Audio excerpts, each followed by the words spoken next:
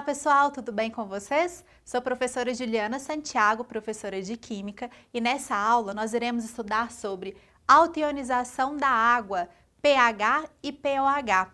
Talvez você já deva ter se deparado com algumas informações de embalagens, por exemplo, de higiene pessoal, que tem alguma informação sobre o pH. E você deve ter se perguntado, mas o que é isso afinal? Para a gente poder compreender melhor sobre o pH e pOH, a gente vai falar sobre a autoionização da água. Então, a ionização das moléculas de água, que envolve uma situação de equilíbrio. Então, numa visão mais simplista, água no estado líquido, ela vai ser ionizada, gerando então íons. O íon positivo, que é o cátion, que vai ser o H+. E no caso o ânion, que é o íon negativo, OH-. Então temos a formação de íons, por isso que é ionização. De acordo com a teoria de Bronsted, a água ela pode ser tanto aceptora ou doadora de prótons. Temos então a formação de íons hidrônio e também OH-, que é hidroxila. Vamos então fazer uma análise com base na constante de ionização, já que estamos falando da formação de íons. Como que a gente determina então a constante? Vai ser o quê? Produtos elevados às potências, né, que está de acordo com o coeficiente estequiométrico, dividido pelo reagente. Neste caso, quem são os produtos? H+ e OH- elevado a 1, tá? Porque o coeficiente é 1. Dividido pelo reagente, que é a água pura.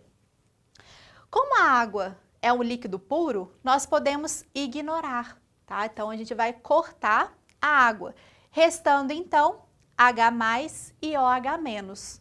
Como se refere a uma constante de autoionização da água, eu vou chamar de kW. Então, o W vem do inglês, né, que é a tradução da água. Então, kW é igual à concentração de H+ vezes a concentração de OH-. Como nós já vimos, né, a constante ela tem um sentido, na verdade, uma interferência da temperatura. Então, o aumento de temperatura pode aumentar ou favorecer a autoionização da água. Considerando a temperatura de 25 graus, a concentração tanto de íons H+ quanto de íons OH- é igual a 1 vezes 10 a menos 7 mol por litro. Então, isso é uma informação importante. Se são iguais, se a gente fizer, então, produto iônico, então, fizer essa multiplicação, 1 vezes 10 a menos 7 vezes 1 vezes 10 a menos 7. A gente vai chegar no seguinte resultado, que é igual a 1 vezes 10 a menos 14. Tudo bem? Vamos então entender o que é o pH.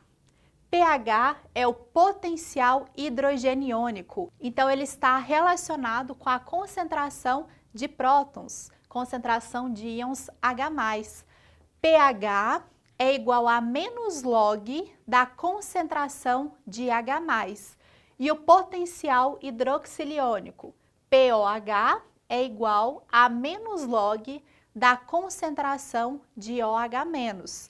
Lembrando que, se a gente somar tanto o pH quanto o pOH, tem que ser igual a 14. Tá? Então, está relacionado à concentração de H+. Então, lembrar do sinal, que é muito importante, tá? E se você tiver alguma dúvida com relação aos cálculos que envolve logaritmo, você pode assistir às nossas videoaulas. Se a gente vai manter essa proporção, se eu aumento a concentração de H+, como é uma situação de equilíbrio, a concentração de OH- tem que diminuir, concorda? Para a gente continuar com o mesmo valor. Então, há uma situação de equilíbrio. Se eu aumento a concentração de OH-, o que acontece com a concentração de H+? Diminui. Vamos então ver isso na prática. A água pura. Então, eu disse para vocês que a concentração de H+, ela vai ser igual à concentração de íons OH-.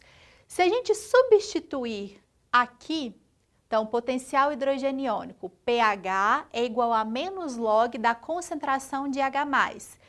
Se a gente substituir a concentração de H+, por 1 vezes 10 a menos 7, a gente vai chegar na igualdade. pH é igual a 7. Então, é o pH da água pura, tá certo? Então, pH 7 é dito pH neutro. Então, vamos entender um pouquinho melhor sobre essa escala de pH. Está aqui representado o estômago, tomate, sistema urinário, hemácia, para a gente falar do sangue, sabonete e a água sanitária.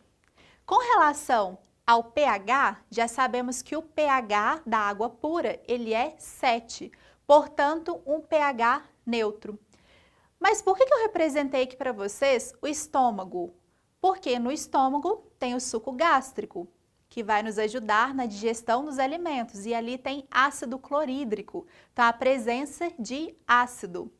Vamos pensar um ácido, HCl, em água, de acordo com a teoria de Arrhenius, o que vai acontecer? Ele vai ionizar, então eu tenho ali a presença de H+. Não está relacionado à questão de íons H+?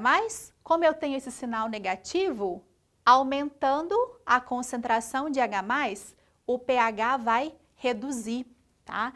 Então, isso se aplica também com relação ao suco de tomate e à urina humana. Então, nestes casos, eu tenho que o pH, ele é menor que 7, que é um pH ácido. Considerando, por exemplo, sabonete, produtos de limpeza de um modo geral, água sanitária, são substâncias, produtos com caráter básico. Então, o pH, ele é maior que 7 para essas situações. E é importante, pessoal, falando sobre produtos de limpeza, que vocês não façam a mistura desses produtos em casa, tá certo? Porque a gente pode ali produzir, por exemplo, gás cloro, que pode te deixar ou te provocar uma intoxicação. E com relação ao pH, esse estudo é muito importante, por exemplo, para quem quer cuidar do aquário, ou quem faz o cuidado de piscinas, ou se você é um agricultor e tem que ter essa noção, esse conhecimento sobre o pH, para que você tenha ali um solo mais adequado para a sua plantação. Então é isso, pessoal. Espero que tenha ficado claro para vocês sobre essa questão do pH, especialmente com relação à escala. Se o pH ele é menor que 7, temos então uma solução, por exemplo, com caráter ácido, igual a 7, neutra, e maior que 7 é básica. Agradeço pela atenção, muito obrigada e até a próxima!